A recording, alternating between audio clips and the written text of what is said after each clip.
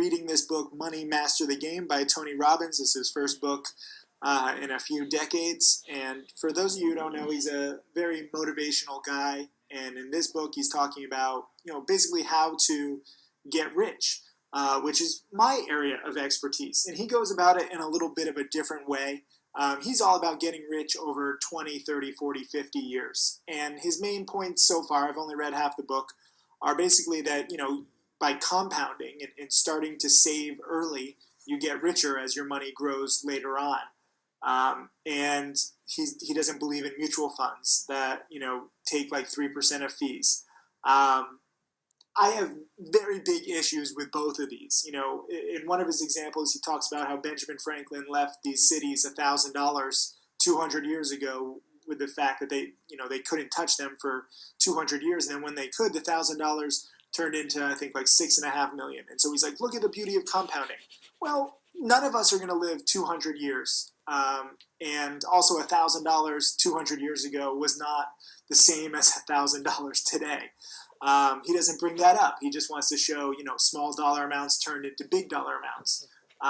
And waiting 20, 30, 40, 50 years to have, $1 million or $2 in savings. I know that's good for the vast majority of the world. And I'm sure his book is going to help a lot of people. Yeah. But the way that I teach, I want you to make $1 million or $2 million within, 1, 2, 3, 4, 5 years at the max. So it's very different. And I know that there's a lot of people out there who are like, oh, Tim, you just teach this get-rich-quick scheme and it's not possible. But it is. And, when I did it, turning 12,000 into 1.64 million, people said that I was lucky. I was a fraud. It was a one-time thing. Then when Michael Good did it, and now Tim Grittani has done it, and now several other students, like Eric Wood, Azim John, Mark Crook, they're all on their way to multi-millions, and they started with very small amounts. And we're not waiting 30, 40, 50, 100, 200 years to have millions of dollars. Later. Tony Robbins, great guy, very motivational. Yeah, I like the fact that he's exposing, Wall Street's shenanigans, and I like the fact that he's interviewing these billionaires. But, his strategy and the billionaire strategy is not right for people with $1,000, $2,000, $5,000, or even $50,000 to your name. He would be, and his book is basically all about, Wall Street is the same way. Everybody would be very happy making 10 to 20% per year. And, no one really wants to work hard. They just want to put their money into some mutual fund or, as Tony Robbins, some annuity says, and focus on your life and then make passive income in the background. And that's well and good, and that's going to be a lot more popular to the vast majority of people out there. But I don't want to wait decades to become a millionaire, and I don't want to do things passively. I think that if you are actively trading your brokerage account, using the strategies that I partake in, namely shorting pump and dumps like CANF, which is going to crack beautifully next week. Just watch. It was a little too early this week. And buying earnings winners, especially on dips like ACCO or ODP, where I'm making 10 or 15% inside of a week. And sometimes inside of a day. WETF really spiked $2 a share on the same day that I bought it. That was like 10, 15%. So I appreciate what he's saying. It is a good book so far. At least it gets you thinking differently about your money and not just putting money into a mutual fund that does, suck up 3% fees instead of the 1% that you think, because there's a lot of hidden fees. And the fact that, 96% of mutual funds won't even beat the simple indexes. So if you really want to invest in the stock market, just invest in the index and you'll have a better likelihood of, winning over the long term, and that all this, bullshit stock picking that you see on CNBC where it's money manager after money manager, and they say, well, I think China has turned the corner. Oh, I think this year is oil. Oh, this is gold's time. And it's all bullshit. He does bring up the fact that a lot of the stats, yes, 4% of mutual fund managers beat the index every year, but every single year that 4% is changing. So you have no good odds of picking, the 0.1% likelihood of, a few managers who can win year in, year out.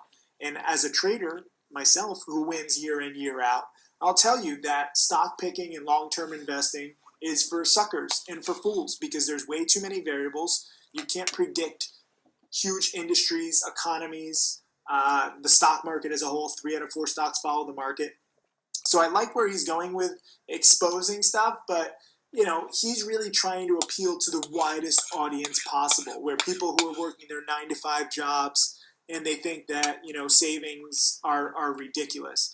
One thing that he doesn't mention when he's ripping on mutual funds, which I've noticed, and I kept waiting for him to bring it up, but he doesn't, the fact that even though mutual funds do basically take a 2 to 3% fee every year, and most average 7 to 8%, so you're basically paying 30% of your profits to mutual funds year over year. But if you don't invest in a mutual fund, you're probably going to do some really bad stuff with it, really stupid money management. So even though mutual funds, yes, do have higher fees than you think, they're still much better than other options.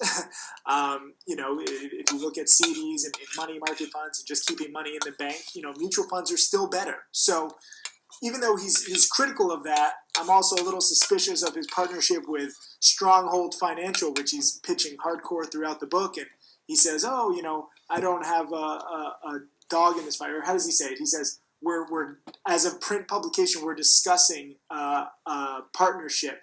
Somehow I don't think that, when you have millions of readers and that you're basically going to bring this small company that I've never heard of, that most people have never heard of, tons of new customers, that you're not going to be partnered with them and that your relationship isn't going to be formalized.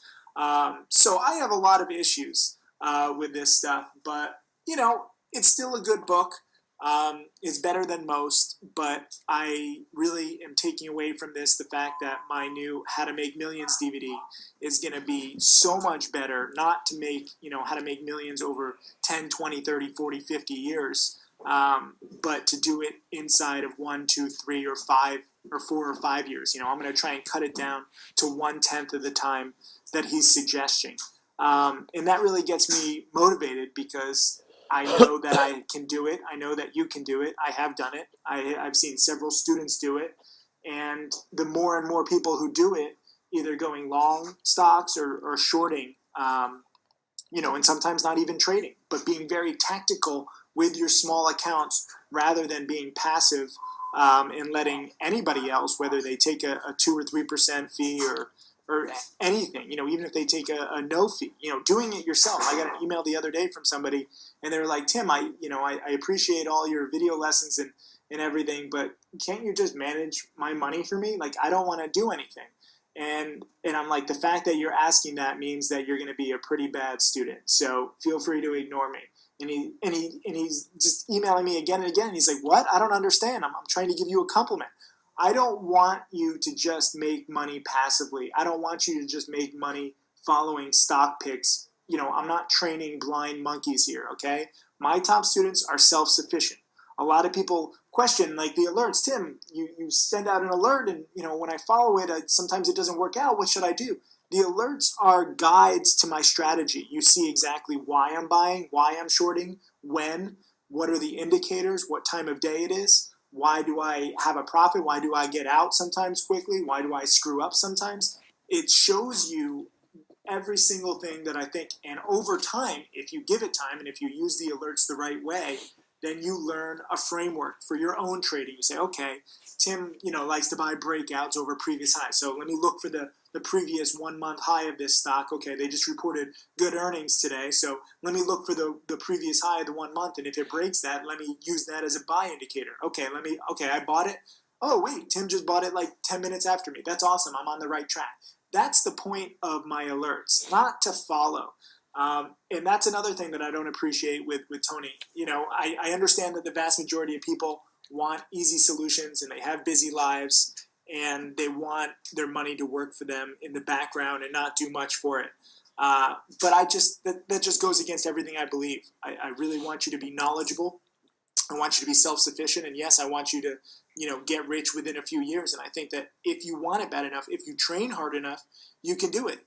My stuff, obviously there's a lot of DVDs and video lessons, but if you realize it's all front end loaded, if you study hard for a few weeks or a few months, you have that knowledge for the rest of your life and it's yours. You don't need me. If I get hit by a bus tomorrow, you still have that knowledge And that's, the difference between me and my, How to Make Millions DVD and this Money Master the Game. So I'll continue reading. I'll write a full review, but understand that my DVD is going to be better. Thank you.